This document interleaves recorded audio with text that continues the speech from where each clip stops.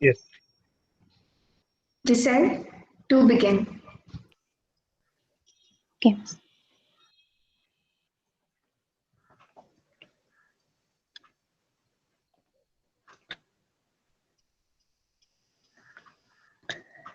Individually, each of us is a drop. Together, we are an ocean. Good morning, dear ones.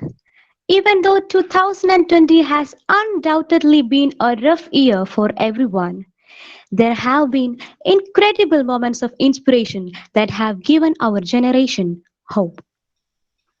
Theoria 2020, an initiative by the Department of English, KSMDB College Shastamkota, has reached its third phase of the online webinar series. We have already witnessed two eminent personalities enlightening us with their expertise in the fields of film and theatre. And I'm proud to say that these sessions have magnified the horizons of our knowledge. Today, on this third day of the webinar series, I, on behalf of the Department of English KSMDB College, is entrusted with the responsibility of hosting this event. Honorable invitees, guest of honor, my dear teachers, non-teaching staff, and dear mates, a hearty welcome to all. May I ever so humbly dare to quote a few lines of the poem Misplaced Objects by our today's speaker, Professor K. Satchidanandan, that reverberate with the hills and valleys of our youth. As I fell in love, I began misplacing my heart. Metaphors, as I began to scribble poetry. Later, looking at the hills, I began to feel the sky had misplaced them, and the clouds had misplaced the rainbow. I have recently begun to suspect this very earth with us on it has been misplaced by God. In the order He recalls, He claims back woods, rivers, us. Professor K. Satchidanandan, a pioneer of modern poetry in Malayalam and English, literary critic, playwright, editor, translator, thinker, and whatnot. His talk today is titled Indian Literature, a Comparative Perspective. Before the commencement of this session, let's observe a minute of silence in prayer.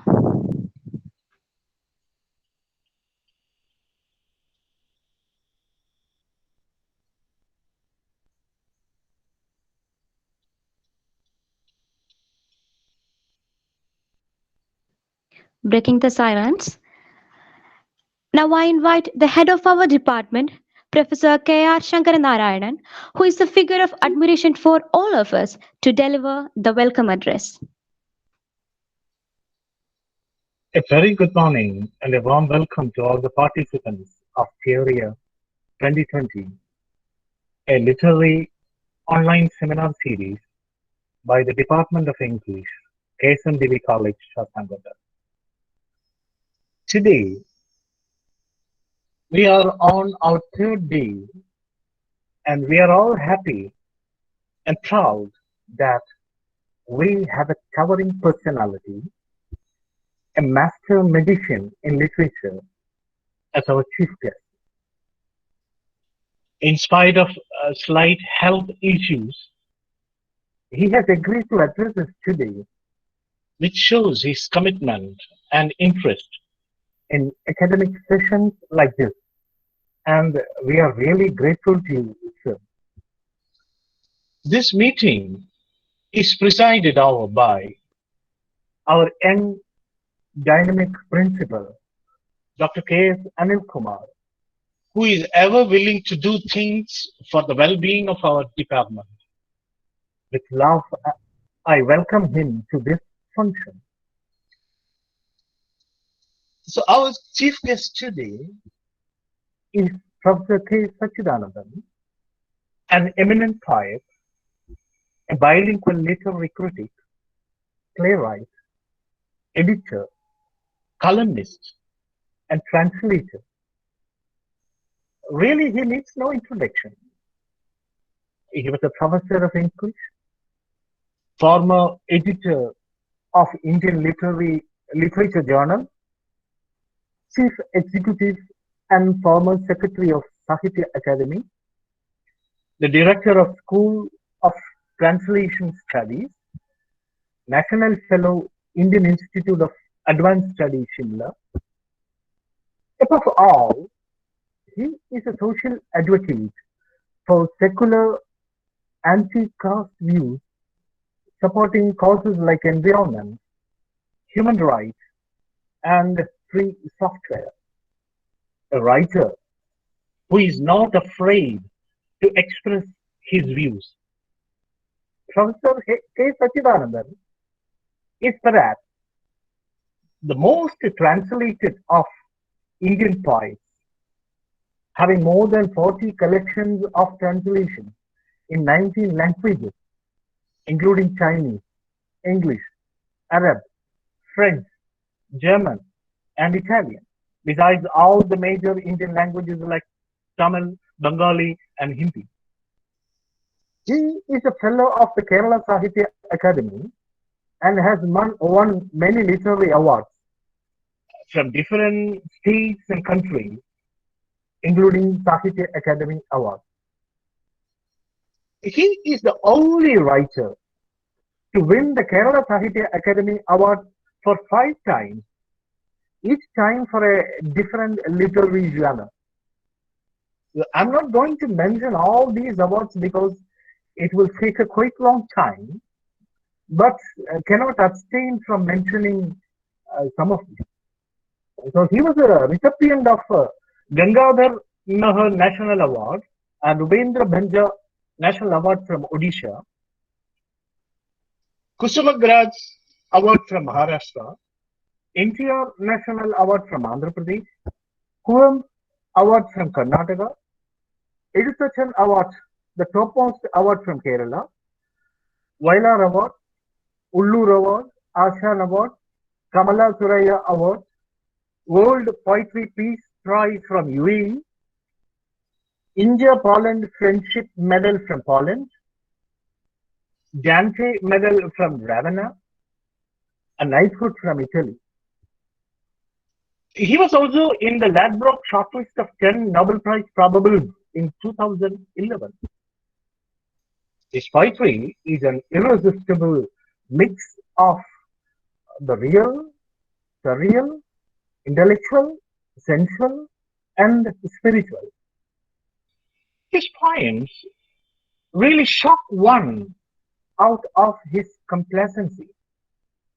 As a great translator, he has broadened the readership of many world poets and enriched the resources of Malayalam poetry. Even in this lockdown period, a book edited by him was published, Singing in the Dark, a global anthology of poetry under lockdown. This shows his untiring spirit and his love towards world literature. It is his cosmopolitanism that makes Satchidanandan a world poet. Today, he is here to enlighten us on Indian literature, a comparative perspective. As you all know, our country is a country of immense linguistic diversity and so a country of many literatures. It is neither a single unity nor a single diversity, neither one nor many. Pondering about this is very interesting. So, we are blessed with your presence. കവിത അഭയവും പ്രവർത്തനവുമാണ്, വിധേയം കൊയ്ത്തുമാണ്, തേൻകൂടും മിഴാവും കടലും മുക്കുവനുമാണ് എന്ന് പഠിപ്പിച്ച കവിക്ക് വർത്തമാനത്തിനപ്പുറത്തേക്ക് നോക്കാത്തവർ മനുഷ്യരല്ല. വിതയ്ക്കപ്പെട്ട വിത്തുകളും ഉച്ചരിക്കപ്പെട്ട വാക്കുകളും വെറുതെ ഇരിക്കുന്നുമില്ല എന്ന് പഠിപ്പിച്ച ഗുരുനാഥന് വിനയപൂർവ്വം ആദരവോടെ ഈ സെമിനാറിലേക്ക് സ്വാഗതം.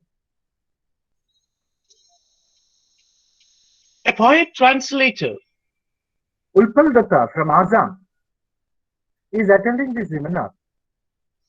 He had translated Satchidanandan's poems into Assamese language. I, with great love, welcome him to this function. And I welcome all my colleagues, teachers, former teachers, and students to this function. Thank you.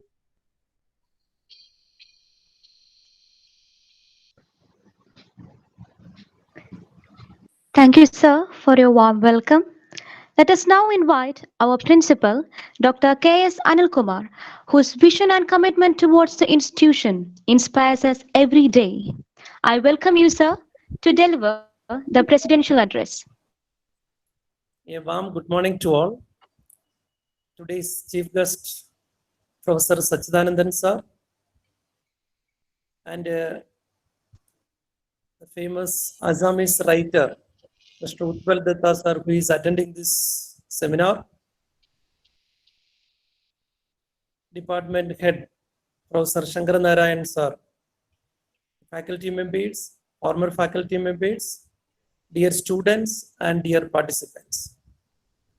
Today we have the golden moments, KSMDB College, with the presence of eminent personality, Professor Satchidanandan sir. See, DB College, I think maybe this is the history of the DB College that we have organized such a wonderful seminar with this eminent personality. Satchidanandan sir is a noted Indian poet and a critic, writing in Malayalam and English, and a bilingual literary critic. In that sense, so we have to learn more from the eminent personality. I think this is the third phase of the webinar series. The topic is Indian literature, a comparative perspective. I think the academic fraternity is more happy with the presence of this eminent personality. I think the talk will disseminate more to the literature, and this will help you people to disseminate more from the Indian gigantic figure in literature. Nothing more to say. I wish all the success to this conference, and once again welcome Satchidanandan sir, and thank you, Anand.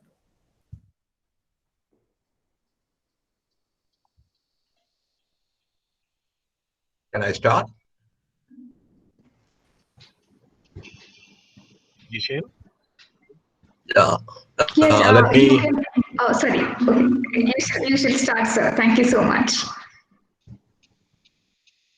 Let me thank you for having me here to speak on a topic which is very much after my heart: the nature of Indian literature and why Indian literature can well be a topic for comparative literary studies. You know, there was a time when comparative literature meant comparing one regional literature with one European literature.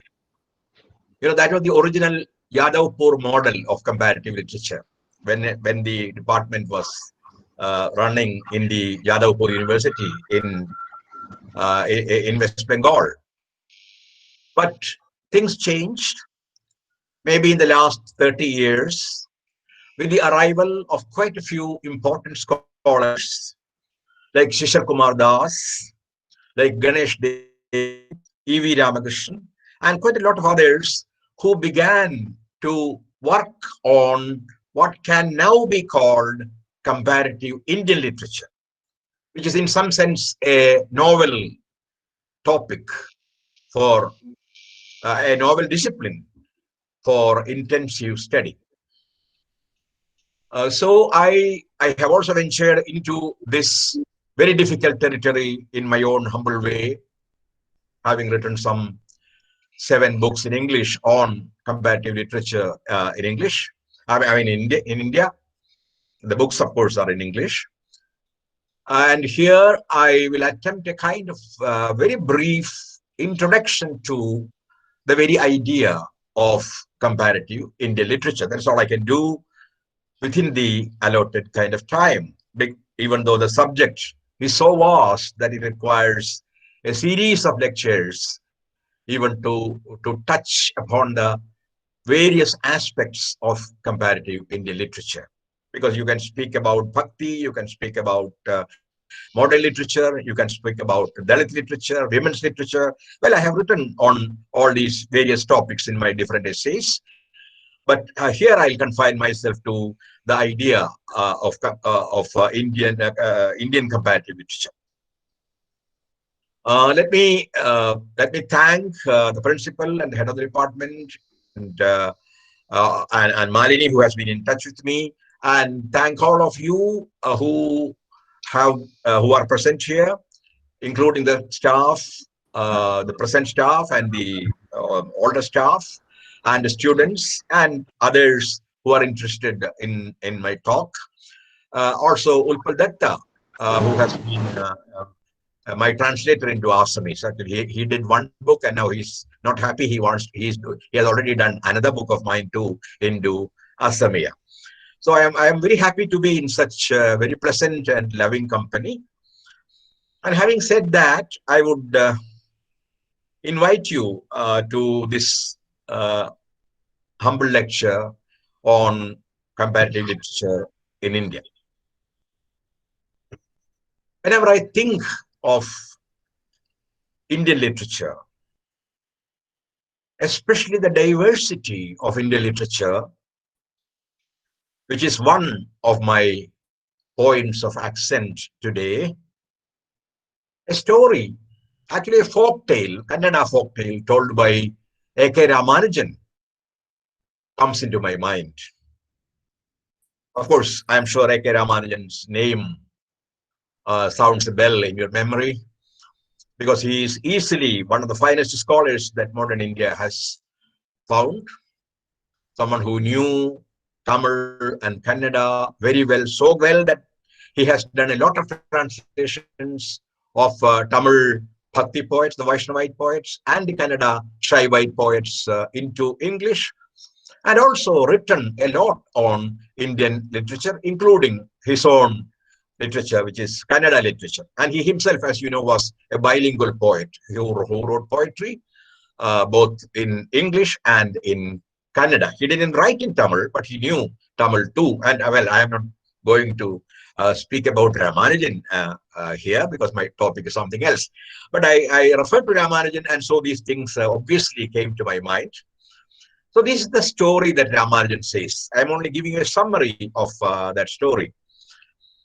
Once Rama was sitting in his court in Ayodhya along with his courtiers. And there was also near him his close aide and assistant and devotee, Hanuman.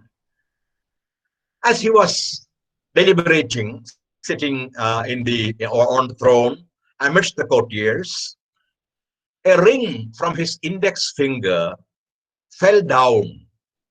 It fell on the floor of the palace, and through a small hole on the floor, it disappeared into the netherworld, which we discover later.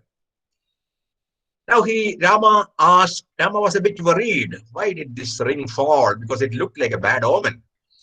And so he asked Hanuman to go and fetch that ring wherever it was. Because he knew Hanuman was the only one who could do that, because he was strong. And he had also, as you very well know, this special power to grow as big as Himalaya or as small as a mosquito. So Hanuman grew very small. He was now almost microscopic, not a virus exactly, but because even taking the name of a virus scares us these days. But he turned into a very small insect and passed through that hole and reached the netherworld. Of course, there is a kind of sub story. The chef of the emperor of the underworld found a new animal or a new insect falling through that hole and coming down to the netherworld. And he thought their emperor, who was a committed non-vegetarian, would certainly love a new animal. And so he kept, he took hold of this little animal or little insect, as you can call it now, and placed it also on the huge dinner platter that he had prepared for the emperor of the netherworld. The emperor came for his dinner, and as he sat down, he noticed some sound was coming from the dinner platter, because it's very unusual, because generally food does not talk. We often talk to food, but food seldom talks to us. But he heard someone chanting from the dinner plate, Ram, Ram. He looked very closely, and then he found it was coming from a small insect, which was also part of his dinner. And then, peering at the insect, he asked it, who are you, or what are you? And why are you taking the name of Ram? Then Hanuman revealed his identity. He said, I am Hanuman, the loyal messenger of Ram. And I have come here on a special mission because Ram's ring fell down and it disappeared, and it seems it has fallen here into this netherworld. And I want to retrieve the ring, go back to the earth and give it back to my master. And then, to the great surprise of Hanuman, this emperor of the netherworld brought a huge golden platter full of rings and told Hanuman, yes, here are all the rings of all the Rams that have fallen into the netherworld. And if you can choose your Ram's ring and go back to the earth and return it to him. Hanuman was absolutely surprised because he thought he had only one master, and that was the only one Ram that he ever knew and ever worshipped. And he was shocked to hear there have been so many Rams and there are going to be many more Rams in future. That's what the emperor said. And then the emperor further clarified. He said, yes, there have been many Rams throughout ages. And there are going to be many more Rams in coming years. And whenever one incarnation of Ram is about to leave the earth, the ring from his index finger falls down on the floor of his palace, and then it comes down to the netherworld. And my servants have collected all those rings. That's what you see on the big platter I offer to you.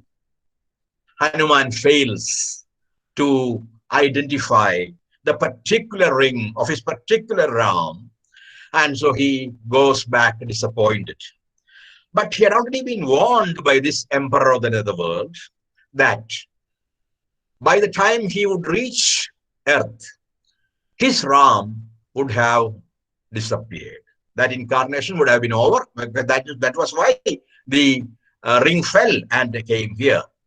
So Hanuman goes back and finds that Ram has already entered river Sarayu and disappeared from earth and ended this particular incarnation of his. I said this story to imply, to suggest, if there have been so many Ramas, there should also be, and there are going to be, as many Ramayanas.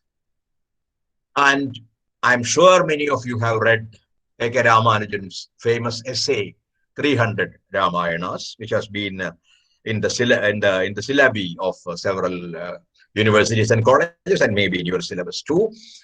Not only Ramanujan, I'm sure some of you at least must have read, Reverend Father Kamil Swelavil's famous book, Ram Katha.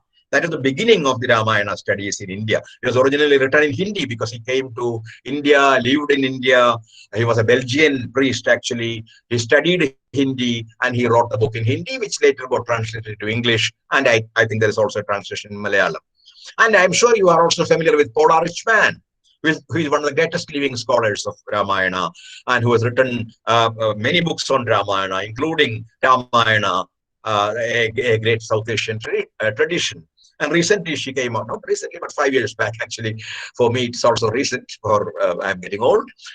So 5 years back, she wrote, she not wrote, actually edited a collection of contemporary writings based on Ramayana in the South Indian languages, where she has also included one of my poems in Malayalam called Janaki Poru, which is about Ravan, going to heaven and inviting Janaki to join him. Well, and there are many other similar stories. There is one of Sarah Joseph's stories also. Sarah Joseph wrote, the Malayalam writer, wrote a lot of series of stories based on Ramayana, based on the women characters in Ramayana. Well, so Ramanujan speaks about 300 Ramayanas. But I have found from my conversations with friends in different languages and my own familiarity with some of the translations of Ramayana that there are not 300, but perhaps 3,000 Ramayanas in India. Because generally we speak only about written Ramayanas, but there are so many oral versions of Ramayana. There are many performed Ramayanas, like the Ram Leela in the north, or our own Attakathas, many Attakathas based on Ramayana, like Sri Rama Pattabhishekam and Sita Swayamvaram and quite a few others. There are the Ottan Thulal performances in Kerala based on certain contexts and episodes in Ramayana, and all over India there are similar performances. There are dances, there are theatre productions, and there are written Ramayanas. There are painted Ramayanas. There are sculpted Ramayanas, and all these are in fact many different versions of Ramayanas. If I had time, I would have gone in detail into these Ramayanas, which I am not going to do here. I will only mention a few examples to show how different these Ramayanas are. Only very few examples, because I have quite a few in my mind. I've written on these different Ramayanas too. Also in my introduction to the stories of Sarah Joseph, which appeared in English, which was published by Oxford University Press. In the introduction, I refer to many of these Ramayanas. Here, I'll refer only to a few of them, because they are very different from the kind of Ramayana that we know, because we are more familiar with Adhyatma Ramayana by Tunjat Ezhuthachan, which was not a translation, because none of these is a translation actually. They are all adaptations with a lot of differences from what is called the original. Well, I am not going into that discussion, whether there is an original at all, because that is a discussion that will take us back to the Buddha and also to Rak Derrida, who are, to me, connected in very deep ways, because both of them did not believe in an originary, and for them, every translation is a new text. Buddha also spoke in the same way in his Vajrakhediga, which is the Diamond Sutra, where he said there is nothing called the original. There is no originary. There are only incarnations. There are only phenomena. There is no essence. Well, I will not, again, that will become a discourse in philosophy, which is, again, not my intention to perform here.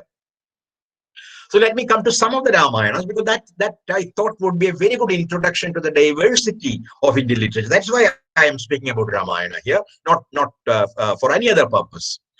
For example, there are at least two folk Ramayanas in Telugu. One is entirely sung by women. They sing it over many nights. And in one of them, Sita, in that women's Ramayana, Sita is the central character, not exactly Ram. Ram also comes in as Sita's husband. That is his role. But Sita is at the center. And we have all read Kumaran Ashan's Chinta Vishtayaya Sita, where Sita questions the propriety of Ram abandoning her in the forest when she was carrying Lava and Kusha. Even though later, Sita also gets reconciled to the situation, understands that perhaps out of the compulsions of kingly duties, he was compelled to do this, even though she finds it extremely agonizing. But much before Kumaranashan, there have been at least 3 Ramayanas where Sita questioned the propriety of Rama's action. And one of them is this old Telugu folk Ramayana by women, where Sita questions the propriety of Rama abandoning her while she was passing through her most difficult time. And there again, a lot of pages, not pages because it is an oral Ramayana, a lot of songs are given to describing the pregnancy of Sita, her labor, the pain of her labor, the birth of Ram, and all that, because it is all written from a woman's point of view. So there is the woman's gaze constantly working behind this particular Ramayana.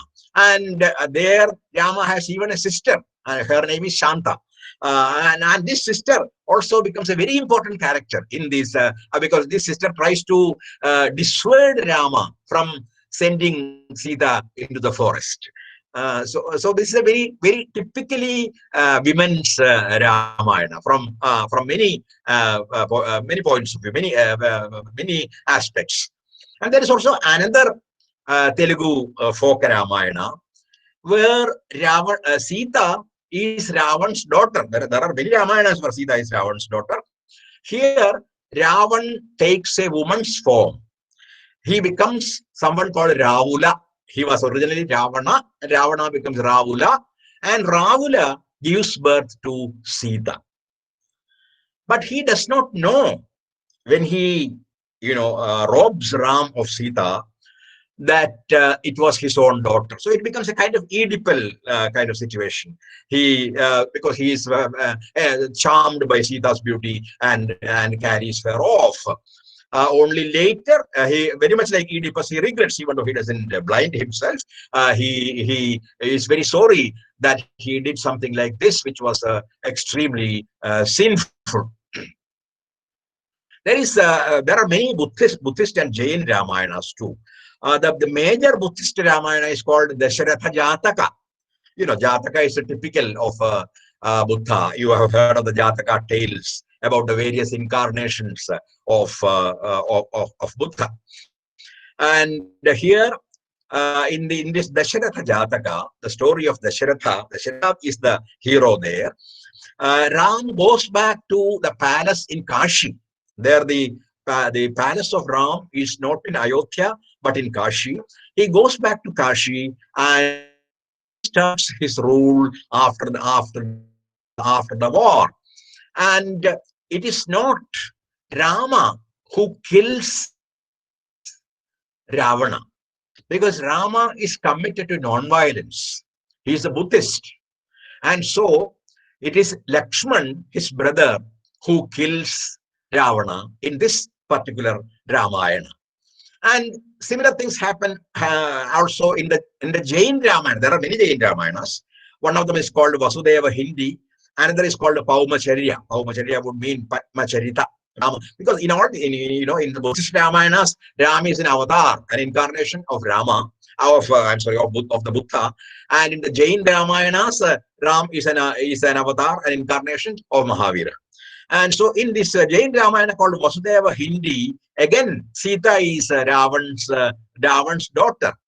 And Lakshman engages him in battle there also, as Ram is committed to non-violence, very much like in the Buddhist Ramayana. And because of that, because he had killed Ravan, Lakshman goes to hell.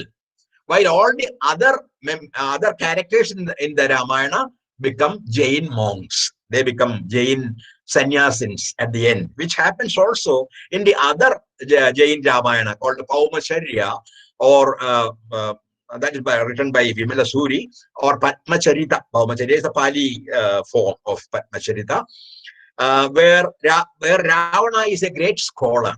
And Ravana himself is a Jain, a Jain devotee. He's a devotee of he's a Jaina devotee, but he breaks his vow by falling in love with Sita and trying to bring her home. Because it is against obviously against Jain morality and against our general concept of morality, and so he commits a sin, and hence he because of the sin, he also finally has to leave his religion, and he has to renounce his material life. And there are many other Ramayanas. I'm not going to that. In Malayalam itself, there are 197 Ramayanas, including the written and performed versions. And of them, one or two may be of interest to you who may not be familiar with that. One is called Patala Ramayana. Some of you might have come across this version of Ramayana, where there is a mirror image of Ravan in Patala, or in the netherworld. He is called Patala Ravan. And Patala Ravan plays a very critical role in this Patala Ramayana, because when Patala Ravan finds that Ravana is about to be defeated by the great warriors Ram and Lakshman, he decides to kidnap Ram and Lakshman and bring them to the netherworld, bring them to Patal, so that Ravana escapes his fate, escapes death. But then Hanuman, there also Hanuman plays a key role. He goes into the netherworld and he fights this man, this Patala Ravan. He kills him, and he brings Ram and Lakshman back. The battle continues and Ravana is killed. So that's a very different version of Ramayana. And recently, many of you know that at least two more Ramayanas have been published in Malayalam, which were originally oral versions. One is called the Mopla Ramayana, the Muslim Ramayana, where it is supposed to have been written by a Hindu, but he wrote it in the Mopla song fashion. Because he uses many Arab words, like in what is called the Mopla Malayalam, or the Arab Malayalam. So he uses the familiar words, words which are familiar to Malayalis, mainly through film songs and all that. Words like huri or kalb and all those words he uses, and he makes it sound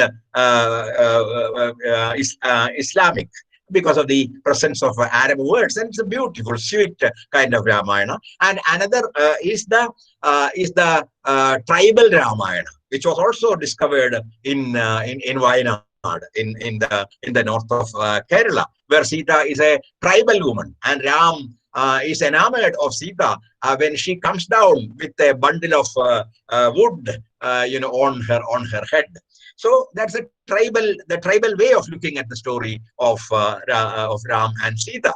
Even though some of if you look at all, and then there are many tribal versions. Well, I will not go into that. There is Pili Ramayana, which is called a Rama Sitani Varta.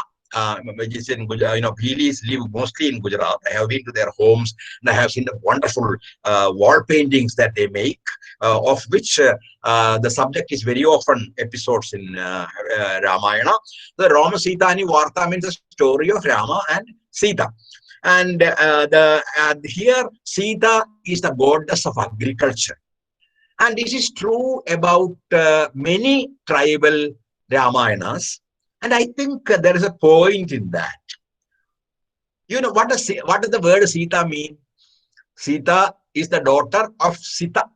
Sita is the plow mark, the mark left by the plowshare on earth. So it has something to do with the plow and the agriculture, because she is found by Janaka in the Sita, in this plow mark on the earth. And so it is likely, and it is quite natural, that Sita is considered a goddess of agriculture. So for them, and for many others also, for in the Baiga Ramayana, in the Bhumaya Ramayana, in many of these tribal Ramayanas, Sita is the goddess of agriculture. And strangely, in this particular Ramayana of the Bhilis of the tribe in Gujarat, Ravan's soul enters a bee, and then Lakshman drops that bee in boiling oil and kills it. So there is no war because they hate war. These Phili tribals, so they don't want to picture a bloody war where so many people are killed, trees are felled, and animals are slain. And so they thought this is easy, it's just killing a bee, which is after all not considered a great act of violence. So Ravan's soul enters a bee, and using that opportunity, Lakshman, in order to escape, Ravan does that. Because Ravan also was a great magician, a mandrik, and so Hanuman, Ram uses that opportunity, and not Ram really, Lakshman uses that opportunity, and in boiling oil, he puts that bee, and the bee gets killed. And of course, there are many other stories. Like Hanuman has a son also in a fish, and he is called Malsiraj. And this Malsiraj, Hanuman's son in a fish, also plays a role in the battle and in the whole Ramayana, in many of its episodes. So, in every language, you find not one Ramayana, but many Ramayanas. You have heard, of course, of the Ramayana of Kambar, which has been partly translated by Dr. S.K. Nair long ago. And recently, Atu Ravi Verma was translating it when unfortunately he passed away, and he has completed a good part of it, even though we do not have a complete translation of this Ramayana, where again Ravan has heroic proportions. So Ravan is not a hero, Rama is the hero, but Ravan is a great devotee of Shiva. He is a very pious man. He is also a very handsome person, and he is a musician. He is a Vainik. He plays Veena. And so Ravan is a major. He is almost as great as the protagonist in Kamba Ramayana. Only that, like in the Greek tragedies, he has one tragic flaw. He falls in love with beautiful women. And so when he sees Sita,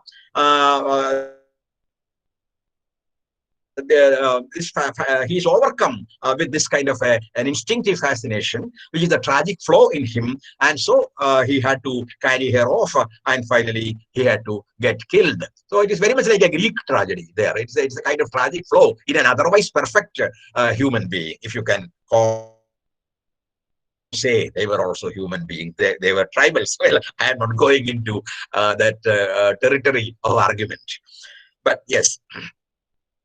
So the same can be said about Mahabharata. I am going into that because that will make our lecture still longer. You know very well that the original Mahabharata, Jaya Bharat, which has been retrieved from Hastinapur, has only 800 verses. And now we have a Mahabharata which has more than 1 lakh verses. So the various stories of Puru, Kuru, Yadu, and Naga tribes have been added to it from time to time, and so here we have the present Mahabharata, and Mahabharata has also traveled into many languages in many different forms. I will not go into them, but anyway, we can say that both Ramayana and Mahabharata deal with the questions of justice and injustice. What is dharma? What is adharma? And that again is a question of argument, because sometimes those who follow dharma also seem to be performing acts of adharma. And that is why Vyasa cries at the end of Mahabharata, what is happening to dharma? I do not know. So he raises his hands and screams, where is dharma? So the question of justice, the question of dharma, justice is not a real translation of dharma because it involves so many other things and there's so many other philosophical dimensions. So both the texts deal ultimately with dharma, or they are inquiries into the meaning of dharma, and that essence is kept in all these Ramayanas. The essential quest for the meaning of dharma is there in all these Ramayanas. There is a Ram, there is a Ravan, there is a Lakshman, there is a Sita, there is Dasharath. These are common to all the Ramayanas, except for that There are a lot of differences in the way episodes play out, in the way characters are portrayed, in the setting, because the Oriya Ramayana will be in the setting of Orissa. You will find the trees and plants and animals you find in Orissa in Oriya Ramayana, and this is true about all other Ramayanas. In Asamiya Ramayana, if you look at Madhav Kandali, you will look, you will imagine that Rama was born in Assam. And this is true about the Krittivasa's Bengali Ramayana, where the whole thing, the setting is in in Bengal. And so if you look at various Ramayanas by Ranganatha, by Ekanath, Tirithara, by Balaramadasa, by Tulasidasa. These are all some of the authors of the Ramayanas in different languages. You find there are so many variations, and the settings also differ from in all these Ramayanas, because they look at they imagine that the Ramayana happens in their own place, and that is why when you travel, not only in India but all over the South Asia, because Ramayana is not an Indian tradition alone, as you very well know, it is a South Asian tradition. You will because I have seen Indonesians performing Ramayanas. I have seen Malaysian Muslims singing Ramayana. I have heard in Delhi they came and sang Ramayana. I have seen Bangladeshi Muslims performing Ramayana in a Sark theatre festival in Delhi. So it is neither a Hindu tradition nor an Indian tradition. It's a large South Asian tradition because it exists in Indonesia, in Malaysia, in Philippines, in Bali, in Sumatra, in several parts of South Asia. So wherever you travel in South Asia, you find places associated with Ramayana. See, once I was in Kanpur for a seminar at IIT Kanpur, and then they took me to the banks of River Ganga, and they showed me a place, and they said, they call it Sita Ki Rasoi, which means Sita's kitchen, because that was where Sita had her kitchen when she lived in the forest, she had to have a kitchen, this one. And in India, I know there are at least 15 Sita's kitchens in different parts of India. But they say that was Sita's kitchen. And you know that in Wayanad, there is a lake which is supposed to have been made by the tears of Sita, because she wept when she was abandoned by her dear husband. And she wept, and tears finally made a whole lake. And the lake is still there in Wayanad, along with the Lakshman temple that you can still see in Wayanad. And we have also a plant, the Malayalis who are listening to me know, there is a plant called Sitamutti. That's what, at least in our parts, it is called Sitamutti. It's a kind of creeper. And it is believed that when Sita disappeared into the earth, one hair of Sita was stuck on the earth, and it remained on the earth. And that hair multiplied, and that turned into a plant called Sitamutti, and it is supposed to be a very good herb.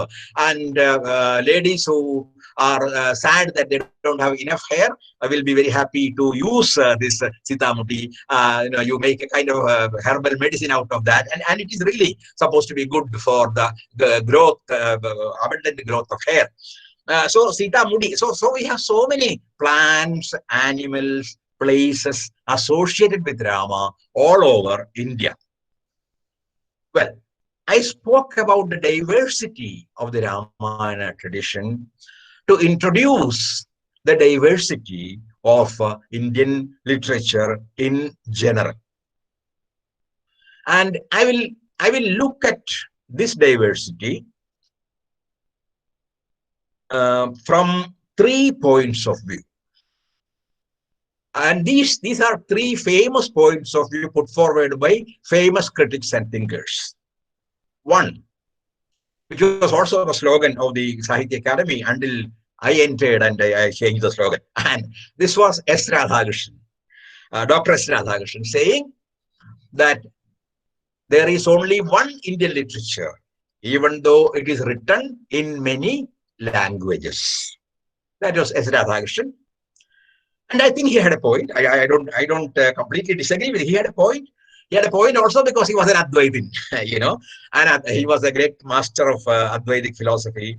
And in Advaita, there is only one Paramatma, and all the Jivatmas are the incarnations or the phenomena in the Western sense of that essence called Paramatma. So every in Indian literature, Malayalam literature, Bengali literature, Telugu literature, all these are only incarnations, different incarnations of an ultimate essence called or ultimate Paramatma called Paramabharatiya Sahitya, if I can call it so, the ultimate Indian literature. So Radhakrishnan said there is only one Indian literature, even though written in different languages. And then there is the other extreme, Nihar Ranjan Ray. Nihar Ranjan Ray was a very, very eminent Bengali linguist and critic. He said, there can never be an Indian literature because literature is always written in a language. It is known by the name of the language in which it is written. So there can only be a Bangla literature, an Odia literature, an Assamia literature, a Malayalam literature, a Tamil literature, not an Indian literature. That was his conviction. I mean, and he argued it out. He said that no, there is nothing called Indian literature. There is only a Bengali literature and Malayalam literature and whatever. And there is no Indian literature. But there's a third point of view with which I tend to agree more than both these views. This was a casual remark I happened to hear made by U.R. Ananthamurthy, the great writer with whom Malayalis are even more familiar than the Malayalam writers, because we have read all the translations of his major works, including Samskara, which has been a textbook in our universities. So Ananthamurthy, in one of his talks, because Ananthamurthy was full of insights. He was not a great speaker in that sense, but he was full of insights. And even in his ordinary conversations, I have had innumerable conversations with him, he would come out with some of these interesting insights. So once he said, if you look for the unity of Indian literature, come across its diversity. And if you look for the diversity of Indian literature, you will be struck by its unity. I think this is an extremely meaningful dialectical statement about Indian literature, about the unity as well as the diversity of Indian literature. Because you cannot speak only about the unity of Indian literature. It is like, speaking of India as a monolith, India as a country of one religion, one race, one language, etc. Standardizing India, which will do great harm to India, which will destroy our, cultural diversity, our linguistic diversity, our ethnic diversity, our civilizational diversity. So we should not speak of one India in that sense. We can speak of one India in another sense, where that India subsumes all other, all different religions, different cultures, different civilizations, and all that. And so we cannot speak of one Indian literature in a standardized way. And similarly, you cannot also speak of the absence of an Indian literature, because there are many points. I'll come to these three arguments very soon. There are many points where all these Indian literatures come together, or there is the possibility of a comparison, even between a literature as different as Manipuri literature and Malayalam literature. Because not that I'm a master of all these literatures, but doing the job I was doing, I was reading all the as many texts as possible from these different literatures, and I know that there are several trends in Manipuri literature which can be compared to trends in Malayalam literature. So there are points of comparison or points of convergence, and there are also points of divergence, and that precisely is the point of the discipline called comparative literature. Because comparative literature is not meant to manufacture a kind of artificial unity where unity does not exist, nor is it a discipline only to emphasize diversity where there is also the possibility of unity.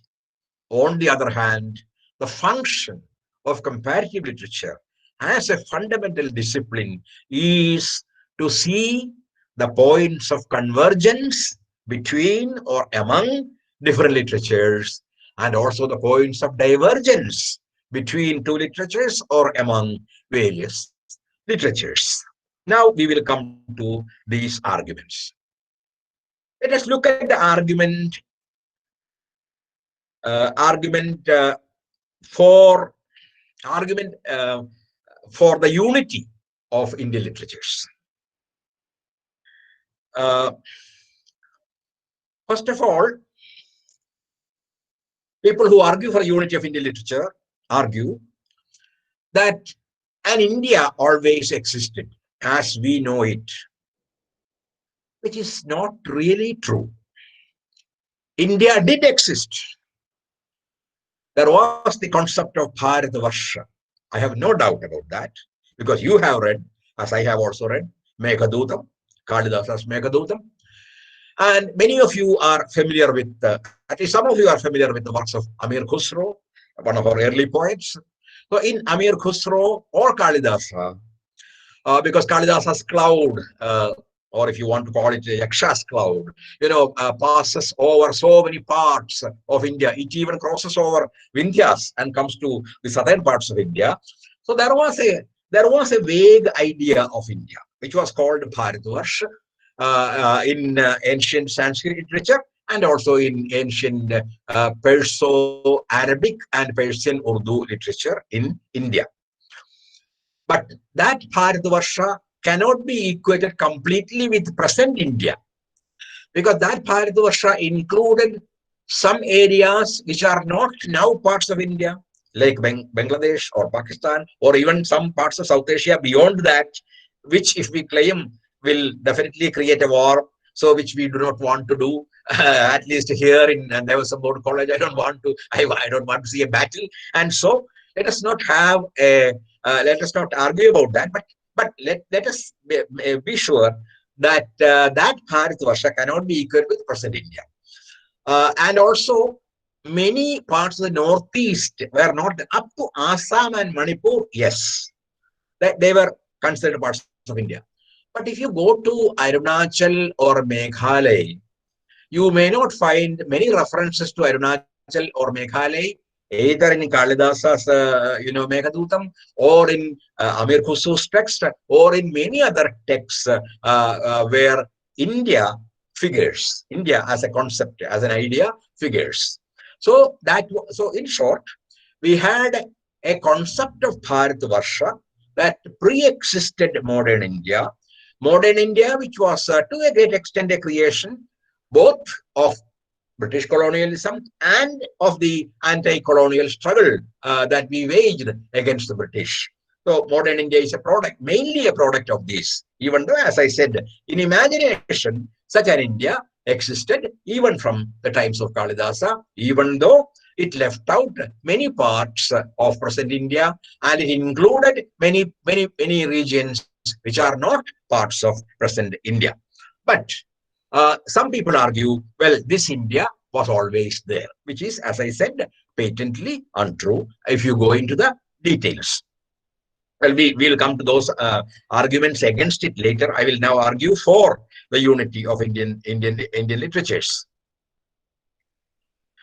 And secondly, language. If you come to language again, we can say there is no Indian language, as Nihar Ranjan Ray said, and it is absolutely true. There is no single language which can be called the only Indian language. But are literatures known only by the names of languages? Not necessarily. Are literatures criticized, understood, interpreted only on the basis of languages? Not necessarily. Because you hear, for example, of European literature. There is no language called European. There is the French language, German language, Spanish language, Dutch language, well, Norwegian language, many Swedish language, many languages which are considered European. And you put all of them together, and you have created a discipline which is there available for study in many universities called European literature. So it is possible sometimes to name literatures using the names of the countries or the continents to which they belong. And again, when you speak of English literature in a broad sense, you are not speaking only of British literature, because English literature is available in the United States, a good part of it actually in the United States, in Canada, and there are English writers in India, in Pakistan, in Bangladesh, in Sri Lanka, in many other parts of Asia. And in fact, if you look at the recent Booker Prizes, most of them have gone to non-British writers who have now come to the forefront, including African writers who write in English. So you find, but still you consider it often a single corpus of literature called English literature. But of course, there can be an argument against that also, that if you can also divide English literature into, because there are disciplines, again, in the universities called American literature, British literature, Canadian English literature, like Canadian French literature also, or Indian English literature. We also name them in different ways, even though ultimately we can also speak of a complete corpus, an organic body called English literature. And again, if you look at critical standards by which we look at literatures and study literatures, they do not necessarily take language as the sole criterion for literature. Because that there are disciplines like semantics, semiotics, deconstruction, structuralism. There are also the feminist critical modes, not one feminism, but several feminisms. Even the French feminism is the leading model.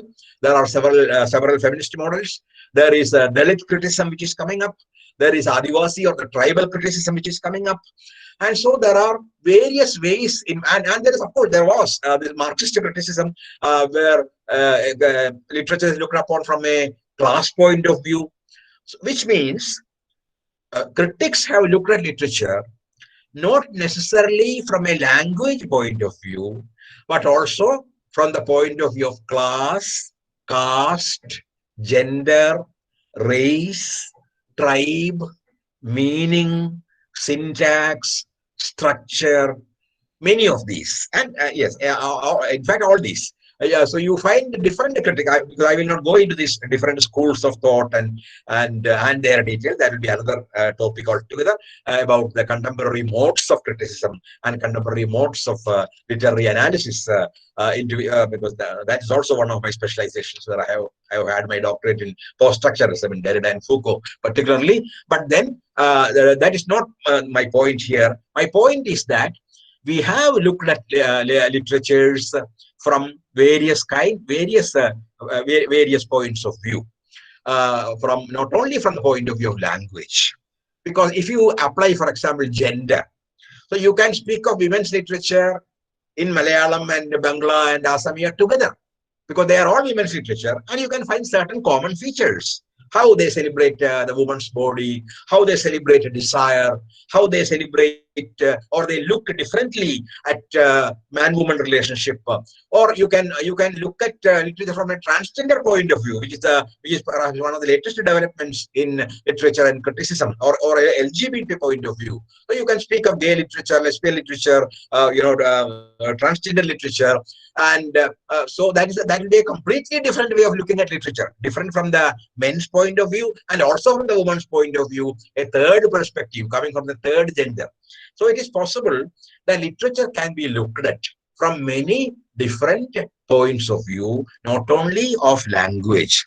So that can be an argument against Nihar Ranjan Ray, who argued that literature is always based on language, and the language is the ultimate criterion of literature. But you can very well say, no, not necessarily, because we have seen people looking at literature from the points of view of class, caste, gender, and several other things like structure and syntax and other kinds of things.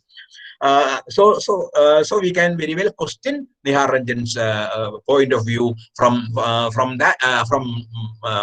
that kind of perspective, from the different perspectives through which Indian literature is looked at. Indian literature first, the idea of Indian literature first came into being through the early histories of Indian literature, which unfortunately, were not written by Indians, but by Western scholars. They were scholars, no doubt, especially Sanskrit scholars. See, we had Albert Weber, we had George Grierson, the great linguist who also did the first census of India, as you very well know, the linguistic census. And then you had Gracin de Tarsi, you had Robert Fraser, you had Max Muller, we are all familiar with his work. We had Morris Winternitz, Herbert Gowen. So these were the first historians of Indian literature. And for them, there was an Indian literature. Why? Because for them, Indian literature meant Sanskrit literature. If you mean only Sanskrit literature by Indian literature, we have no doubt there is an Indian literature. Of course, sometimes they deviated a bit. They went into Pali or Prakrit or Apapramsh. But essentially, it was Sanskrit. And so they called their books History of Indian Literature. But it was actually, or they were all actually, histories of Sanskrit literature essentially. And even in Sanskrit, they did not consider the different genres like a Kavya or Purana or Idihasa or Natya and all those categories of literature. And they did not have even Tamil, which is if not as old, at least almost as old as Sanskrit. In these histories, even Tamil did not figure. Forget the modern Indian languages, which came later, about 1,000 years ago, or 1,500 years ago, to take the case of some languages. So they did not have modern Indian languages. They did not have Tamil, and they had only Sanskrit, and as I said, some Pali, Prakrit, and Apapramsh. And again, there was no oral literature. Folk literature was not even considered literatures by these historians, and even some of the later historians did not consider oral literature as important, which is a major, paradigmatic change that has happened in modern literary histories. Now we also look at the prehistories of written literature, which can be found only in oral or folk or tribal literatures. And so they do not look at any of these. And they also do not look at the many epics. When they speak of epics, they speak, even I did, only about Mahabharata and Ramayana. Well, I can also speak of Bhagavata. But then there are many other epics which are folk epics in many other languages, which I came to know much later in life. Only when I was around 40 years of old, I came to know there was an epic called Malle Madeshwara in Kannada, which is a Kannada oral epic. Now it is written. There is a written version, but originally it was a folk epic sung for several days. It's called Malle Madeshwara. It is about Madeshwara, which is a tribal form of deity, tribal god. And there is something called Pabuji in Rajasthani. So if you look at different, and also if you look at Bhili and other languages like Gondi or Garo or Mundari and other Santali and other tribal languages, you will find many of these tribal languages had also their epics, which were very different from Ramayana or Mahabharata or Bhagavata, the epics that we know. So when we speak of Indian epic tradition, generally we speak of only these 2 or 3 books, but let us understand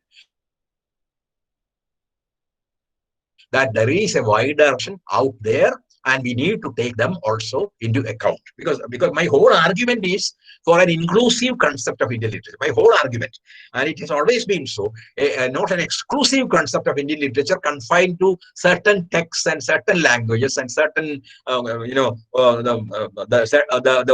certain origins of literature, but something that should be much, much, much more inclusive than the way we deal with it now.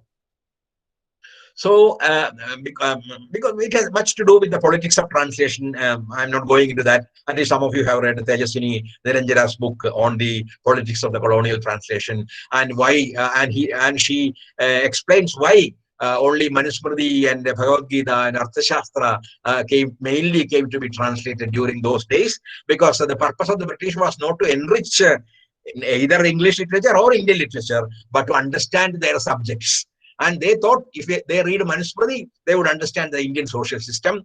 If they read Arthashastra, they would understand the Indian economics. And if they read Gita, they would understand Indian philosophy, and they understood nothing because India was much more complex than what they had thought. Because if we had Gita, we had also Sankhya, we had the Buddha tradition, we had the Jaina tradition, we had the Charvakas, we had the Vaisheshikas. So we had so many schools of philosophy in India, and Gita, in fact, it was an attempt to integrate many of these schools of philosophy, and it is an important book. I have no doubt about that. But it tries to integrate many of these schools into a single very important and complex text. But then there were other texts also that coexisted, and there were other ways of organizing the society, as among the tribals. They did not follow Manusmriti, for example. They did not have a Varna system. They had a different system of organizing their societies. And so, and this is true about Arthashastra also, which applied only mainly to some of the kings in India who followed the rules of Arthashastra, rules which will be questioned by modern democrats, because Arthashastra was neither democratic nor socialistic.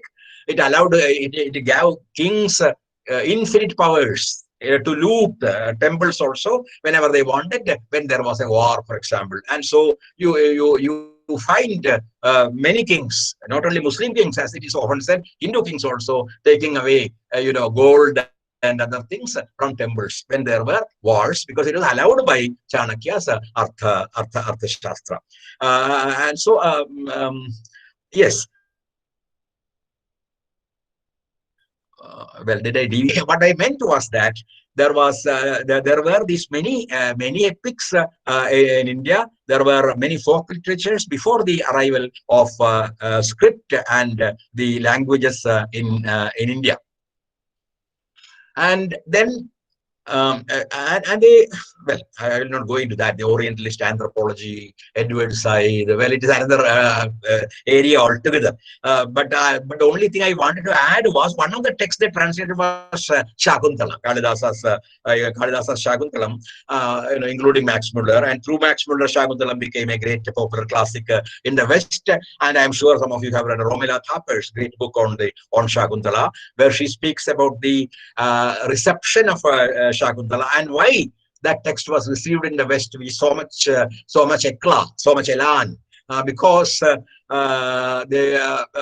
they found in it their own idea of the East. Shakuntala, the wild, the beautiful woman, the wild, beautiful, and the kind of love, the Gandharva kind of a marriage she had with Dushyanta, and all the magic that goes into that, because that was their idea of the East, full of forests, full of beautiful fair women. This is the kind of Orientalist idea of the East, the typical Orientalist idea, which was questioned first by Edward Said and then by several post-colonial scholars who followed.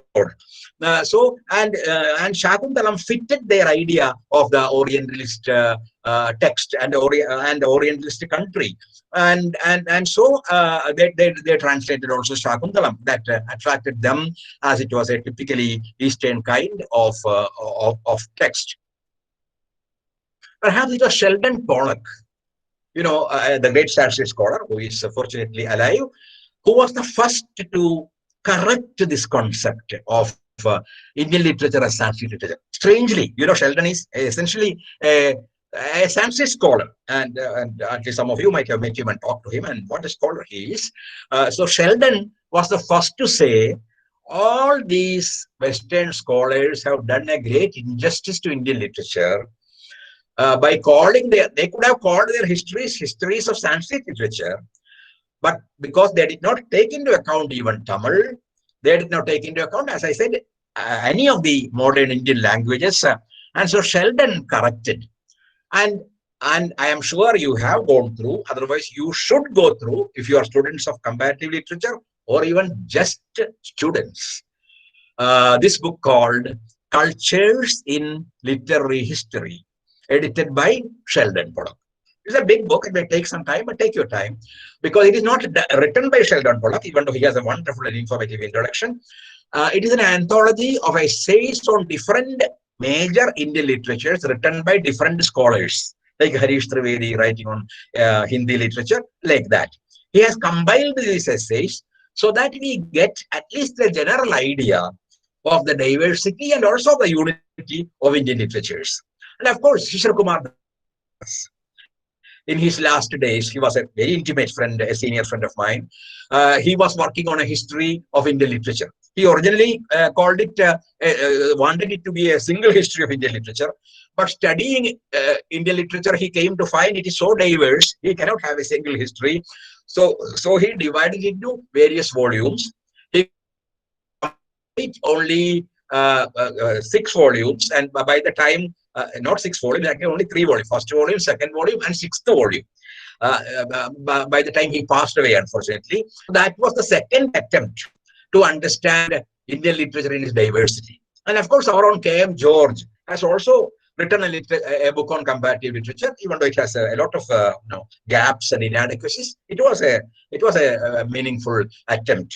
So we have only very few scholars who have attempted to do some meaningful and intelligent work on Indian literatures. And so Sheldon was the first among them who corrected the idea of Indian literature and said, no, it is not only Sanskrit. India has so many languages. Each language has its own history, its own ethos, its own culture, and its own movements, its own influences, and the various impacts it's received from other languages, its exchanges with other languages and cultures. And so let us not speak of a single Indian literature in that sense. Or even if you speak of a single Indian literature, you speak of or speak also of the diversity that singularity seems to really contain or suggest. Now, well, I was arguing for a singular, but finally I think I ended up arguing for the because these arguments are so comic that you have to avoid seeing the other side when you see the one side. So the arguments for the singularity is one, as I have said, that it is even though it is written in different languages, it is the product of a single country, like European literature is the product of a single continent. So you can have the name Indian literature, and then you can also have many literatures written in the same language, like the European French literature and the Canadian French literature. And then you also have this is of course a valid point. See, Indian writers were not always monolingual. We have had many multilingual writers. And where do you place them? For example, imagine writing a history of Malayalam literature. Where do you begin that history? Do you include the early Ramayanas in that? Do you include Chiraman in that history? Where does Ullur start the history? Where does Ilangulam start his history? So if you look at the histories of Malayalam literature, you will find there is some confusion. Why this confusion? Because there was a period when Tamil and Malayalam were not completely separate. Equally to Tamil and Malayalam. You know, this was the argument that finally clinched our plea for recognizing Malayalam as a classical language, because as we know, more long history. Generally, it goes back to Cherusheri and a few of the earlier poets, and later Eഴുത്തച്ഛൻ, Nambiar and other people. But we argued, including M.G.S. Narayanan, because I was in the Sahitya Academy at that time, that that poetry, like the Sangam poetry, also should be taken as the prehistory of Malayalam literature, because they were written in the region which is today called Kerala. You know, even Bhasa is supposed to have lived in what is called Kerala now, because some of the early manuscripts of Swaprabhasava Dattam, etc., have been discovered from Kerala. And many of these Sangam, early Tamil poets, Sangam poets, lived in Kerala, and they wrote in a Tamil which is completely different from modern Tamil, and that was the mother tongue or the mother language from which modern Tamil and modern Malayalam both originated. And so that period belongs both to Tamil and Malayalam. And this argument was accepted by some of the senior linguists, and that is how Malayalam got the classical status from the government of India. So that means I took just one case of Malayalam, and this is true about many other cases. Writing a history of Odia literature, writing a history of Bangla literature, you will find the same kind of difficulties, because there were periods when the language had not attained a complete specific identity, when this language could be called either Odia or Bangla or Assamia. Or like that, in many languages, they had prehistories which belonged at the same time to many other languages too. And so they were and we had also multilingual writers. I was recently translating Kabir from Braj Bhasha. I did a whole book of Kabir during this lockdown, which was one of my great comforts, and also a meaningful act in times of conflict like this, because Kabir was a great champion of religious fraternity, who argued there was only one God for all religions. And so Kabir, Kabir, when he was a weaver, as you know, and so when he traveled, when one place to another, he would change the language in which he composed. He did not write down, he was only singing, like all the Bhakti poets. They were not writers, they were composers. So he belonged to many languages. And this is true about Meera. If you ask a Rajasthani would say, Meera is a Rajasthani poet. If you ask a Hindi person with Hindi as a mother tongue, he or she would say, oh, Meera is our poet. And Meera belongs to many other languages. And this is true about many other poets like Vidyapati. And even today, we have multilingual writers. Was Kamala Das an English writer or a Malayalam writer? She wrote poetry in English and short fiction mainly in Malayalam. And this is true of several other writers in several other languages. There are Marathi writers like Dilip Chitre or Arun Konatkar, who wrote poetry in English and in Marathi at the same time. So there are multilingual writers, and we have multilingual histories and mixed histories of dialects and languages. And so sometimes it becomes difficult to write histories of literatures purely based on languages. You can write a history of Kerala literature, which would also include a lot of Tamil literature, because that, or even Sanskrit literature, because some of the Sanskrit writers and many of the early Tamil writers lived in what is today called Kerala, because at that point of time, Kerala did not exist in the sense in which it exists today. And so that is one argument for Indian literature, saying that we cannot write single linguistic histories of writers, and we have a multilingual past. Another argument is that there are common patterns of evolution. That is tribal. All languages have a tribal literature, and there is a period of epic literature. Like Ramayana and Mahabharata also penetrated into most of the languages of India, not all, but most of the languages of India. There was a period of Sanskrit literature, a golden period that produced, great writers like Bhasa and Kalidasa and Shudraga and several others. That's the whole lecture again. Well, we had up to 14th century, up to the period of Gita Govindam.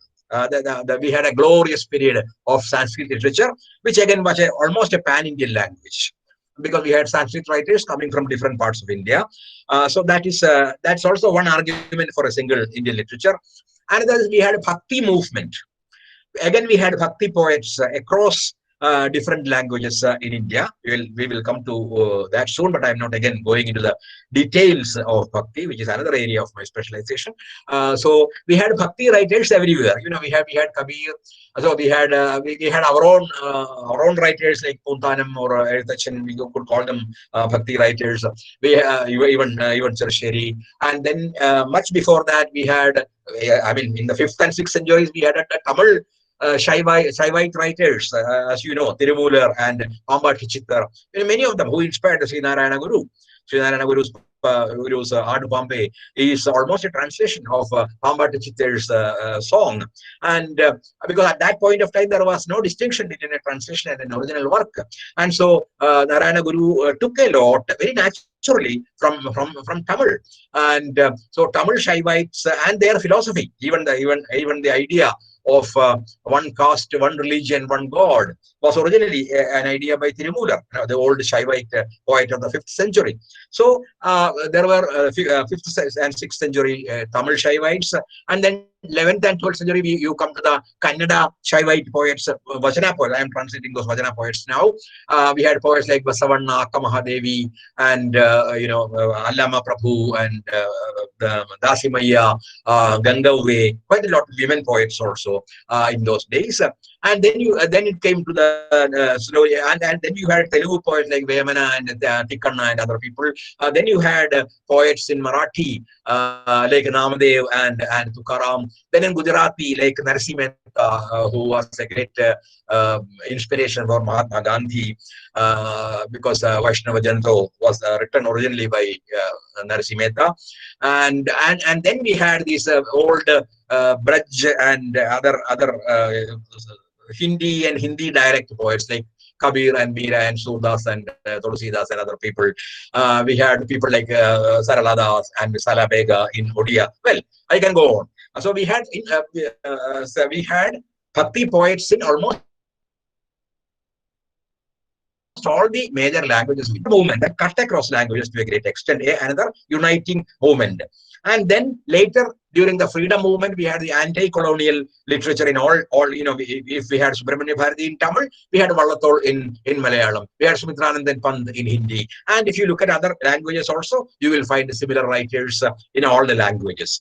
Who wrote against the British Empire, who also wrote against the evils of the society, against social evils, because they were social reformers and also freedom fighters. And then there was the progressive movement. Again, even though you don't find it in all the languages, in many Indian languages you find progressive movement. From Urdu to Malayalam, in many Indian languages you find a progressive movement, even though it is called in different names, but it mostly mean progressive, like Pragativad in Hindi. And then you had also a modern movement in most of the Indian language, modernist literature called by different names. We call it Adhunikada, Kannadigas call it Navya. So by different names it is known, but they were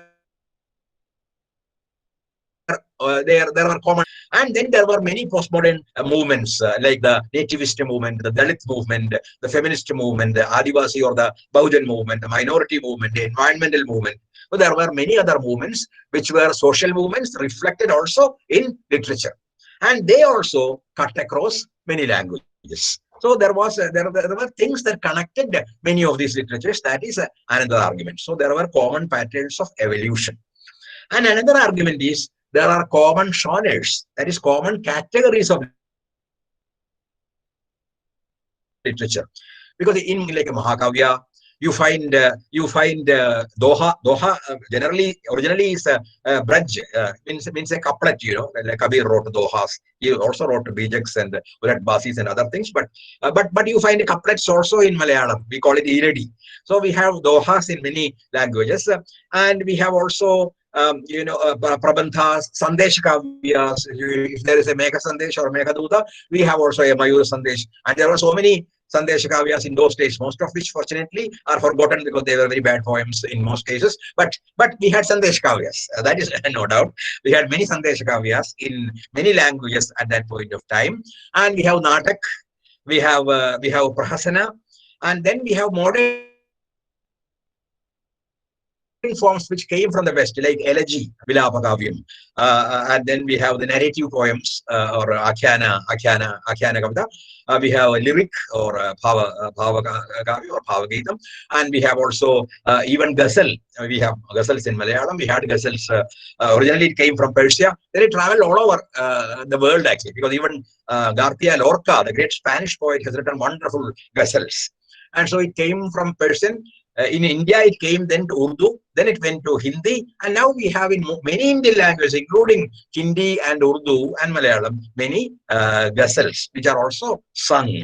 Even though all these poets have taken a lot of freedom, they don't follow the exact ghazal form. There is something called Azad ghazal, which is a kind of free form of ghazal, where only the principle is kept, that there is a mood, even though the form may be comparatively free. So we have that. And we have, of course, the short story and the novel. So these are only some examples of many categories of literature which exist across India in most of the languages of India. That is another argument for the singularity of Indian literatures. Another is critical concepts that came from Sanskrit, like rasa and dhvani and vakrokti and alankara and vibhava and bhava and anumana. Many of these concepts, you are familiar with that. I am not going into that, even though I have differences of opinion with the interpretation of dhvani, etc., in our own language. But